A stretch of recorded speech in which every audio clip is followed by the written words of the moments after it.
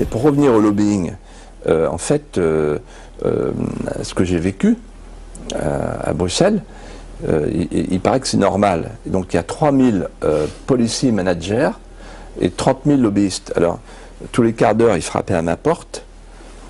Et ils venaient au nom de l'industrie chimique, etc., du gaz, de toutes les grandes branches. À chaque fois que vous tapez sur votre bouton pour voter, en fait, il y a un lobby derrière. Et donc, l'Europe est un être des abysses. Ce qu'elle craint, c'est la lumière. C'est une zone grise. On ne sait pas qui achète qui.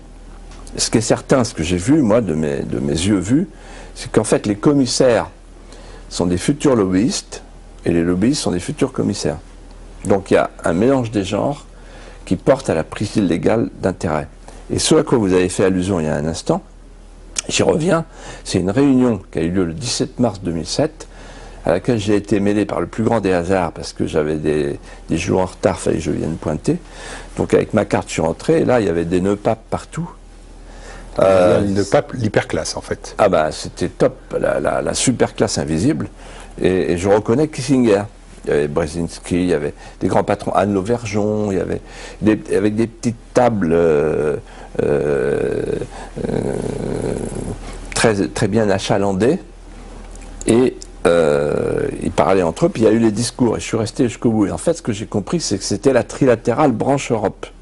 Ils étaient 400. Et il disait qu'il faut détruire les nations. Il disait qu'il faut détruire l'homogénéité des nations. Très intéressant. Pour pouvoir augmenter les marchés. Avoir le marché planétaire de masse. Et c'est eux qui ont inventé le mot gouvernance mondiale.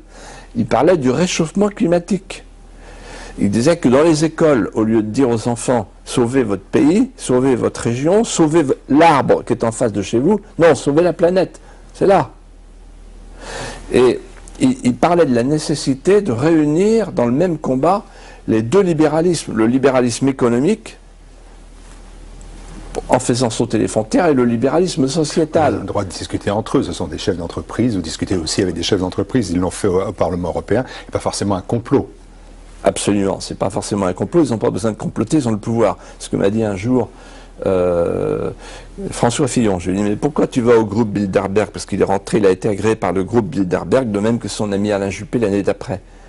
C'est quoi? Dans l'évangile, on dit, faut pas mettre la lumière sous le boisseau.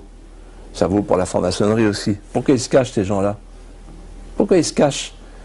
Il vous a répondu quoi? Et il m'a répondu, incroyable la réponse, il m'a dit, que veux-tu, c'est eux qui nous gouvernent. Voilà. Donc en fait, le groupe Bilderberg, la trilatérale, ça existe. Alors, la différence entre moi et beaucoup d'autres, c'est beaucoup de gens disent, ah, c'est le complot, la conspiration mondiale. Non, mais non, ils ont le pouvoir. Ils ont le pouvoir. Et là, il parlait de quoi? C'est pas une conversation, là. Il disait, voilà les objectifs. Et parmi les objectifs, ce jour-là, en 2007, il y avait le fameux traité transatlantique.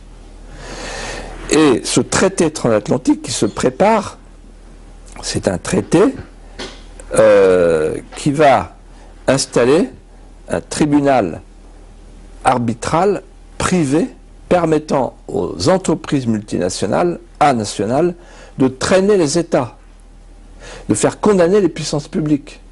C'est un traité dans lequel, par exemple, les appellations contrôlées, les appellations protégées disparaîtront. Et on nous imposera le poulet, le javel, etc. Donc en fait, c'est un traité qui va faire découvrir ce qu'est le fameux rêve européen. Le rêve européen n'était pas de construire une nation nouvelle à la place des nations défuntes à Maastricht. Le rêve européen, c'était de livrer un espace sans nation, sans gouvernement, sans démocratie, sans limite territoriale, de le livrer au marché planétaire de masse sous clé américaine. Et quand on disait ça, nous les conscrits de Maastricht, des gens comme Séguin, Pasqua, Chevènement et Le Pen, on nous disait vous êtes des menteurs, vous exagérez. En fait, on était En On deçà. était en dessous de la réalité.